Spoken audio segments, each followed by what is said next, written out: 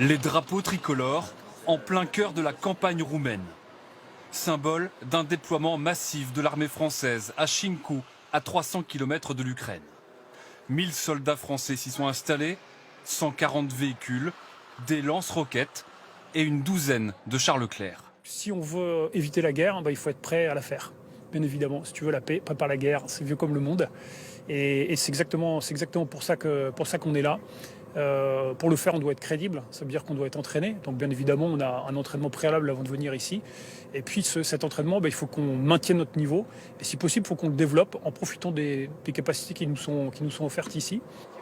Le colonel français commande le bataillon interallié de l'OTAN qui compte aussi 120 Néerlandais et des militaires roumains. Cet après-midi, exercice de tir avec les chars Leclerc, fleurons de la cavalerie française, récemment arrivés de Verdun. De 6h, 2000 et 3 feu.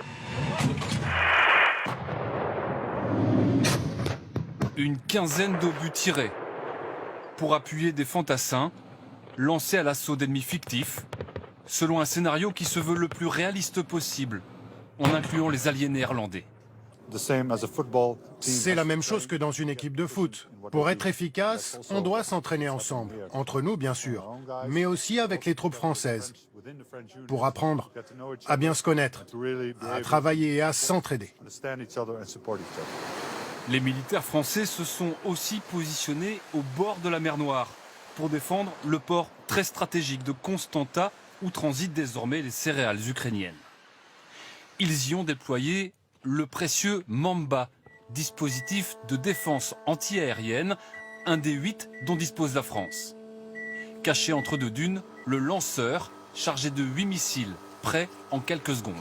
On peut aller jusqu'à 100 km et c'est fait pour du missile balistique de courte portée, du missile de croisière, de l'appareil militaire évidemment, de l'hélicoptère ou même du drone. Depuis le début de la guerre en Ukraine, la France, mais aussi la Belgique, les Pays-Bas, l'Italie ou l'Espagne continuent de renforcer leur présence sur le flanc est de l'Europe pour mieux le défendre, mais aussi pour afficher leur unité face à la Russie de Vladimir Poutine.